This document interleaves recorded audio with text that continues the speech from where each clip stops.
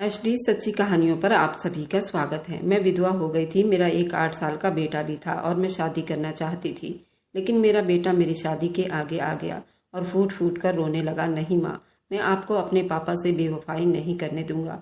पापा तुमसे कितना प्यार करते थे। क्या मम्मी उस प्यार की कीमत आप दूसरी शादी करके चुकाओगी? मेरे पापा की आत्मा इस बात के लिए तुम्हें कभी माफ नहीं करेगी। जीते जी आप मेरे पापा से इतनी मोहब्बत करती थी, उनके मरते ही आप में इतना बदलाव कहाँ से आ गया? उनके मरते ही आप उनसे बेवफाई करने पर तुलाई हैं। क्या कमी रह गई थी मेरे बाप की मोहब्बत में?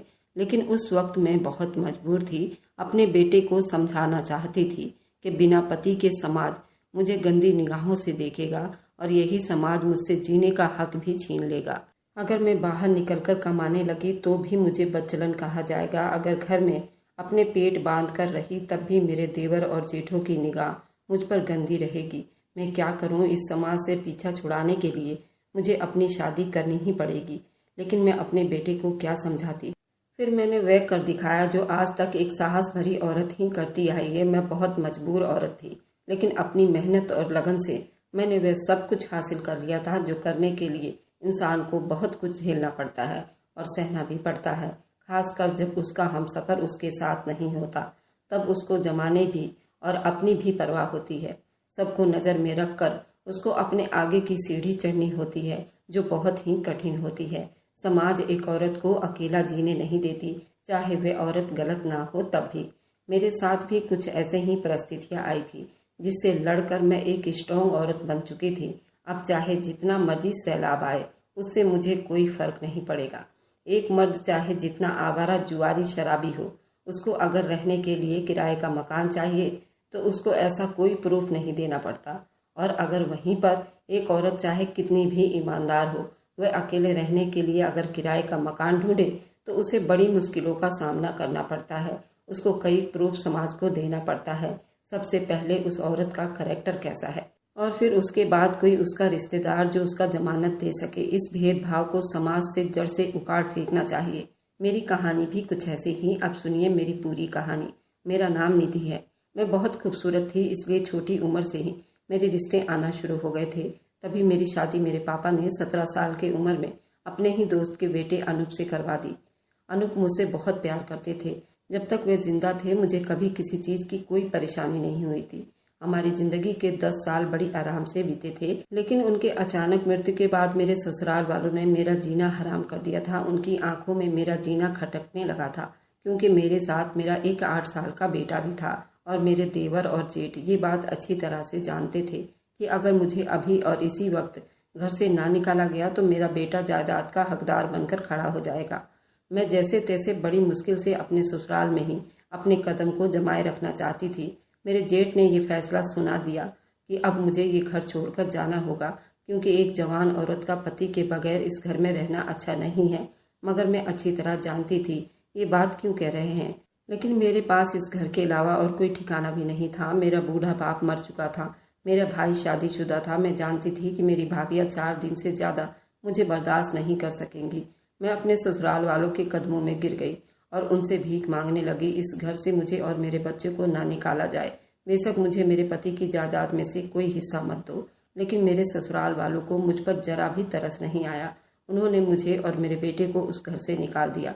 मजबूरन मैं अपने 8 साल के बेटे को गोद में उठाकर मायके पहुंच गई। मेरे भाई ने मुझे देखकर अपने सीने से लगा लिए। 2-4 दिन तो भाभी ने भी मेरा बहुत ख्याल रखा, लेकिन उसके बाद उन्हें एहसास हो गया कि मैं और मेरा बेटा अब भविष्य में मेरे भाभी की जिम्मेदारी बनने वाले हैं, तो उनका व्यवहार थोड़ा सा खराब होना शुरू हो गया था। मैं घर की बेटी कब घर की नौकरानी बन गई थी खुद भी पता नहीं चल पाया था। भाई सारा दिन तो नौकरी पर होता था। भाभी घर का सारा काम मुझ पर डालकर अपने कमरे में आराम करती थी। मुझे घर के कामकाज के लिए कोई समस्या नहीं थी, लेकिन जब भी मेरी भाभी मुझे अपने घर में रहने और खाना खिलाने का एहसान जताती तो मेरा दिल खून के आंसू रोने लगता था। मेरे भाई के बच्चे और मेरा बेटा करीब एक ही उम्र के थे। भाई ने अपने बच्चों को बहुत अच्छे स्कूल में एडमिशन करवाया था, लेकिन मेरे बेटे अनीस को घर में काम के लिए रख लिया गया था और ये बात मुझे बर्दाश्त नहीं हुई। मैं दिन रात से उन लोगों की सेवा करती थी। वे लोग मेरे बेटे को पढ़ाना भी नहीं चाहते थे। मैंने अपने भाई से अनीस की पढ़ाई के बारे में बात की तो भाई ने अनीस को भी स्कूल में एडमिशन करवाया। ये बात मेरी भाभी से बर्दाश्त नहीं हुई। घर में आए दिन झगड़ा करती। आखिरकार एक दिन थक हार कर मैंने फैसला कर लिया कि भाई से कहती हूँ कि आप कोई बड़े उम्र का आदमी देखकर मेरी उसके साथ शादी करवा दीजिए, जो मेरे और मेरे बेटे का सारा खर्चा उठा सके। मेरा भाई भी मजबूर था, वह सारी जिंदगी मेरा खर्चा नहीं उठा सकता था, इसलिए शादी करने वाले मैरिज ब्यूरो में मेरा फोटो दे आया था। मेरा रिश्ता भी आ गया। उस आदमी की उम्र 60 साल की थी, मगर वे एक बिजनेसमैन था। मेरा बेटा अनीस इस रिश्ते पर राजी नहीं हुआ। उन दिनों वो बहुत उदास था। वह कहता था, मम्मी आप दूसरी शादी मत करिए, वरना मैं घर छोड़कर चला जाऊंगा। अपने बेटे को रोता देखकर मैंने दूसरी शादी मना कर दिया था और अपनी भाभी से तंग आकर अपने भाई का घर भी छोड़ दिया और एक छोटे से किराए के घर में अपने बेटे अनीस के साथ अकेली रहने लगी। अनीस को स्कूल में एडमिशन करवाकर मैंने खुद भी स्कूल में टीचर की नौकरी कर ली। बड़ी मुश्किल से जिंदगी की गाड़ी को घसीटने लगी। स्कूल में नौकरी करने के बाद भी एक टाइम की रोटी खाती और एक टाइम खाली पेट गुजारा करती। कभी कभी मेरी आंखों में ये सोचकर आंसू आने लगते थे कि जब तक मेरा पति का साया मेरे सर पर था मेरी जिंदगी कितनी खूबसूरत लग रही थी, लेकिन पति के जाते ही दुनिया के अलग रंग मुझे नजर आने लगे थे। एक औरत की जिंदगी की खूबसूरती वाकई में उसकी जिंदगी में शामिल आदमी से ही होती है, और इस बात का एहसास मुझे मेरे पति अनूप के जाने के बाद ही होने लगा था। कभी कभी मेरा भाई मुझसे मिलने के लिए आता तो बहुत ही दुखी हो जाता था। वह नहीं चाहता था कि मैं इस तरह दर दर की ठोकरें खाऊं, लेकिन मुझे भी ये बात गंवारा नहीं थी कि मेरी वजह से उसकी शादीशुदा जिंदगी खराब हो जाए। मैंने बाहर की दुनिया में कदम रखा तो मुझे दुनिया के सभी रंग नजर आ गए और मैंने फैसला किया कि मुझे अपनी इस जॉब के साथ कोई ना कोई छोटा मोटा और काम शुरू कर देना चाहिए ताकि जिंदगी को सही तरीके से आगे बढ़ा सकूं। वैसे भी अनीस बड़ा हो रहा था और उसकी ज़रूरतें आए दिन बढ़ती जा रही थी। मैंने अपनी तनख्वाह का कुछ हिस्सा और भाई के दिए हुए पैसों को जमा करके एक छोटी सी दुकान खोली, जहां मैं औरतों के मेकअप वगैरह का सामान बेचने लगी। अनूप के जाने के बाद मैंने बहुत मुश्किल टाइम बिताया था, लेकिन धीरे धीरे वक्त बदलने लगा था। मेरा भविष्य, मेरा बीता हुआ कल, मेरी मेहनत, मेरी दुआएं रंग ले आई थी और मेरी ये छोटी सी दुकान बड़ी हो गई थी। मैं खुद भी दुकान चलाती थी और अनीस की पढ़ाई पर भी मैं पूरी ध्यान देने की कोशिश करती थी। कई साल ऐसे ही बीत गए थे। मेरा कारोबार चमक गया और मेरी दुकान एक बड़े स्टोर में बदल गई। रोज के फैशन के हिसाब से मैंने नई चीजें मंगवानी भी शुरू कर दिया था और दुकान में रोजगार बढ़ाने के लिए मैंने विधवा और बेसहारा औरतों को भी अपने पास रख लिया। मैं अपने काम से पूरी तसल्ली में थी। तभी एक दिन मेरी दुकान पर मेरा देवर अमित आया था। मैंने पूरे 14 साल के बाद उसे अपनी आंखों के सामने देखकर मेरे बीते हुए सारे जख्म ताजा हो गए थे। अमित को तो पहले इस बात पर यकीन नहीं आया कि मैंने जिंदगी में इतने आगे बढ़ चुकी हूँ और एक चमकते हुए कारोबार की मालकिन बन गई हूँ। लेकिन जब उसे एहसास हुआ तो वह शर्मिंदा हो गया और हाथ जोड़कर माफी मांगने लगा कि बड़े भाई के फैसले के आगे वह सर नहीं उठा सकता था, जबकि उसको मेरे और अनीस के दुख का एहसास था। मैंने ये सोचकर अमित को माफ कर दिया कि वह मेरे पति अनूप का भाई है और अनूप अपने छोटे भाई से मोहब्बत करते थे। अमित हमारे घर आने जाने लगा था और अनीस से मोहब्बत भी करने लगा था। अमित का बेटा मेरे बेटे अनीस के हम उम्र ही था। उन दोनों में काफी गहरी दोस्ती हो गई थी। मुझे भी इस बात की खुशी थी कि मेरे बेटे को चाचा का प्यार मिल गया। बेचारा तो सारी उम्र रिश्तों के लिए तरस गया था। अनीस अब 16 साल का होने वाला था और उसके अंदर पिछले कुछ दिनों से काफी बदलाव आ गया था। मैं दुकान से घर आती तो मुझे खोया खोया सा नजर आता था। घर से बाहर निकलता तो रात को देर घर आता था। मैंने घर में काम के लिए नौकरानी रख ली थी और वो मुझे अक्सर कहती, पता नहीं दीदी अनीस साहब को क्या हो गया है, सारा टाइम अकेले कमरे में बंद रहते हैं। मैं जब भी अनीस से इस बारे में पूछती तो वह कहता कि स्कूल के एग्जाम पास आ रहे हैं, तैयारी में बिजी हूँ। मैंने शुरू से अनीस की अच्छी परवरिश की थी, इसलिए मुझे उसके बिगड़ जाने का डर नहीं था। वैसे भी वो मेरे देवर अमित के बेटे रोबिन के अलावा और कहीं नहीं आया जाया करता था। अनीस के पेपर में बस थोड़े ही दिन रह गए थे और आजकल पढ़ाई में वो बहुत ज़्यादा बिजी रहने लगा था। मेरा काम भी बहुत बढ़ गया था। पिछले कुछ दिनों से मेरी तबीयत भी ठीक नहीं थी। मुझे बहुत चक्कर आ रहे थे। एक दिन मैं स्टोर से घर लौटी तो चकराकर अनीस के कदमों में ही बेहोश हो गई थी। वह मुझे देखकर परेशान हो गया और मुझे पास के ही अस्पताल ले गया, जहां पहुंचकर मेरे सर पर आसमान टूट पड़ा। ये सर्दियों की एक शाम थी, लेकिन फिर भी मेरा सारा बदन पसीने से सराबोर हो गया था। मैं डॉक्टर के अस्पताल में बैठी थी और जो बात डॉक्टर ने मुझे बताई थी, ये सुनकर मेरे होश उड़ गए थे। मुझे अपने कानों पर यकीन नहीं आया था। ये कैसे मुमकिन था कि मैं प्रेग्नेंट हो गई थी। मेरे कदमों तले से जमीन निकल गई थी। मैं एक विधवा औरत थी। मेरे पति के देहांत को कई साल बीत गए थे और डॉक्टर ने मुझे बताया था कि मेरी प्रेगनेंसी को 2 महीने हो चुके हैं। इस बात ने मुझे लज्जित कर दिया था। मैं डॉक्टर से पूछा, आपको कोई गलतफहमी तो नहीं हुई है? लेकिन डॉक्टर ने अपना सिर हिला दिया था। तब मैं अपनी रिपोर्ट उठाए चुप से क्लिनिक से बाहर निकल आई।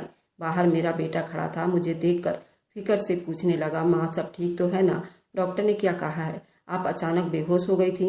अनीस के सवालों पर मैंने उससे नजरें चुराने पर मजबूर हो गई थी। मैं उससे क्या बताती कि मैं कैसे प्रेग्नेंट हुई हूँ, और मैं जिस उम्र के हिस्से में थी मुझे तो कोई भी गलत ठहरा देता, जबकि मुझे तो खुद भी समझ नहीं आ रहा था ये कैसे हो गया है। मैं अपने पति से बहुत मोहब्बत करती थी। पति के मरने के बाद मेरी जिंदगी में ऐसा कोई नहीं था जिसके साथ मेरा कोई संबंध था, लेकिन मेरी रिपोर्ट चीख चीख कर बता रही थी कि मेरे पति की जगह कोई ले चुका है। मेरी आंखों के सामने मेरे मरे हुए पति का पूरा वजूद घूम गया था। मैं कभी उनसे बेवफाई करने का सोच भी नहीं सकती थी। फिर किसी के साथ नाजायज संबंध बनाना तो अलग बात थी। अनीस के बार बार पूछने पर मैंने उसको झूठ कह दिया कि कमजोरी की वजह से चक्कर आ रहे थे। डॉक्टर ने मुझे आराम को कहा है। मेरी बात सुनकर अनीस नाराज होकर कहने लगा, जब से पापा की मृत्यु हुई है आप अपना ख्याल ही नहीं रखती हैं। आप रात को जल्दी सो जाया करिए। नौकरानी के होते हुए भी आप घर के सारे काम खुद करने लगती हो। फिर नौकरानी रखने का क्या फायदा? और मैं इतना छोटा भी नहीं हूँ कि आप मेरी फिक्र में परेशान रहे। मैं जानता हूँ कि पापा के जाने के बाद आपको ज्यादा मेरी फिक्र है, लेकिन इसका मतलब ये नहीं है कि आप अपना ख्याल ना रखें। इस बात को सुनकर मैं दुख से मुस्कुराई थी। पहले ही मैं अनूप के अचानक चले जाने पर पूरी तरह टूट चुकी थी। अब सालों के बाद इस खबर ने मुझे हिलाकर रख दिया था। अगर उस टाइम अनीस का साथ ना होता तो शायद मैं जीने की आस भी छोड़ चुकी होती। लेकिन कभी कभी मोहब्बत और उम्मीद इंसान की आंखों पर ऐसी पट्टी बांध देती है कि उसे सामने वालों की बुराइयां नजर नहीं आती। शायद मेरे साथ भी कुछ ऐसा ही हुआ। मुझे अनीस से इतनी मोहब्बत थी कि मैं उसकी कमियों को जान ही नहीं पाई थी। मैं अनीस के साथ घर आ गई थी और बीते हुए कल के बारे में सोच रही थी। ये सब कैसे मुमकिन हुआ था, और मैं दुनिया वालों को और अपने बेटे को क्या जवाब दूंगी? इन सब सवालों ने मेरी तबीयत और खराब कर दी थी। मैं सच का पता लगाना चाहती थी। यही सोच रही थी किस तरह सच का पता लगाऊं। दूसरी तरफ अनीस को भी काफी बदला हुआ महसूस कर रही थी। ये बात ने मुझे परेशान करके रखा हुआ था। उसके स्कूल के टेस्ट भी बराबर कम नंबर आ रहे थे। टीचर ने मुझे फोन पर यही बताया था कि आजकल उसका ध्यान कहीं और ही है। मैं अनीस के बारे में हर बात खुलकर शेयर कर लिया करती थी, क्योंकि अनीस उम्र के जिस हिस्से में था उसे बाप की शायद जरूरत थी, और बाप के चले जाने के बाद मैं चाहती थी उसके चाचा ही उसके सर पर हाथ रखे और उस पर कड़ी नजर रखे, ताकि वह किसी गलत रास्ते पर ना चले। यूं ही सोचकर मैं अपने देवर को फोन लगाया। उसे अनीस की पढ़ाई के बारे में बात की। तब वो कहने लगा, भाभी आप परेशान ना हो, अनीस पढ़ाई के लिए मेरे ही घर आता है। वह सारा टाइम यहीं गुजारता है। उसकी बात सुनकर मुझे काफी तसल्ली हो गई थी। अनीस भी आजकल मेरी बहुत ज्यादा फिक्र करने लगा था। उसका यूं मेरी फिक्र करना मुझे बहुत अच्छा लग रहा था।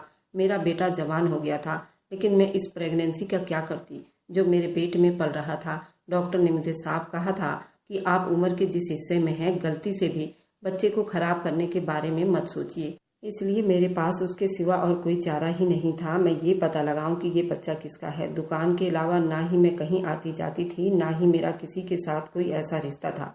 मेरे घर में अनीस के अलावा और कोई आदमी था ही नहीं। मेरा अब हकीकत तक पहुंचना बहुत ही मुश्किल था। ये सब किसने किया होगा?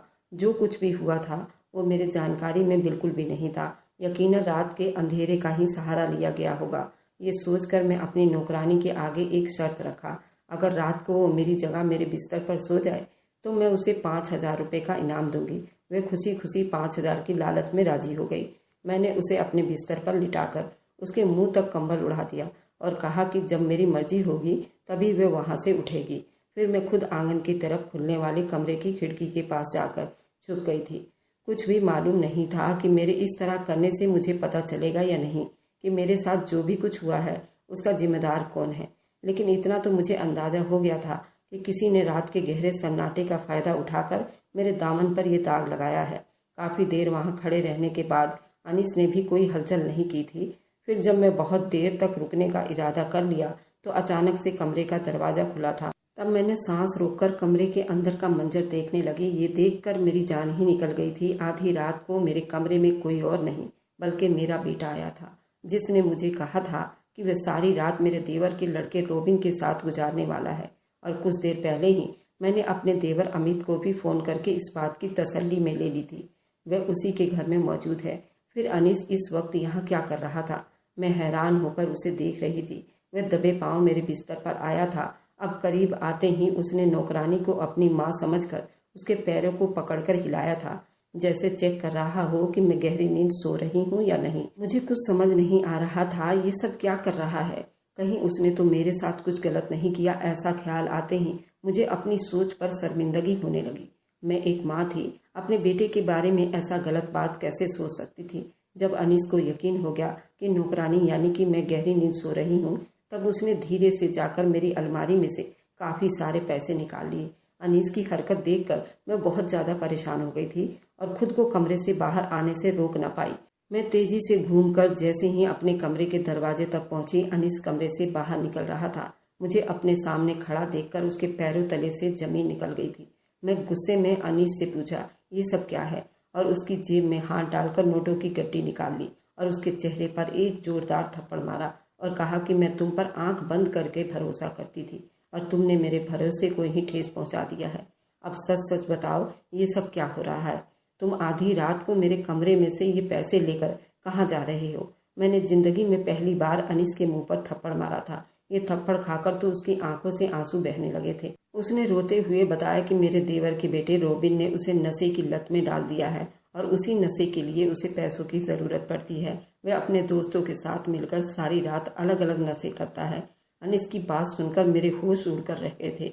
मेरे देवर ने मुझे ऐसी कोई बात नहीं बताई थी, जबकि अनीस कह रहा था कि चाचा को अपने बेटे की हर हरकत का पता है। और फिर उसने मुझ पर एक ऐसा बम फोड़ा जिसे सुनकर मेरे सर पर पहाड़ टूट पड़ा था। अनीस कहने लगा, वह रोज रात को मेरे दूध में नशे की दवा मिलाकर जाया करता था, क्योंकि चाचा ने उसे ऐसा करने के लिए कहा था। अगर वह चाचा की बात ना मानता तो अनीस उसे नशा करने नहीं देता। उसकी बात सुनकर मेरा तो दिमाग सुन्न हो गया था। मैं सोच भी नहीं सकती थी कि सालों के बाद मेरा देवर मेरी जिंदगी में आया भी तो एक नए दुख की दास्तान भरने के लिए। मेरे विधवा होने के बाद भी उसने मुझे कोई सहारा नहीं दिया था। इस बात का मुझे गम नहीं था, लेकिन मेरे जवान बेटे को नशे की लत में डालकर अपने ही घर में चोरी कराना सिखाकर जो उसने जुर्म किया था, वो मेरे नज़दीक बहुत बड़ा पाप था। और मुझे हर रात नशे की दवा देने का जो मतलब था, मैं अच्छी तरह समझ गई थी। मुझे अपने पति अनूप की बात याद आई थी, जिसने शादी के शुरू के दिन में मुझे ये बात बताई थी कि अमित की आदत कुछ ठीक नहीं है, उससे दूर ही रहना।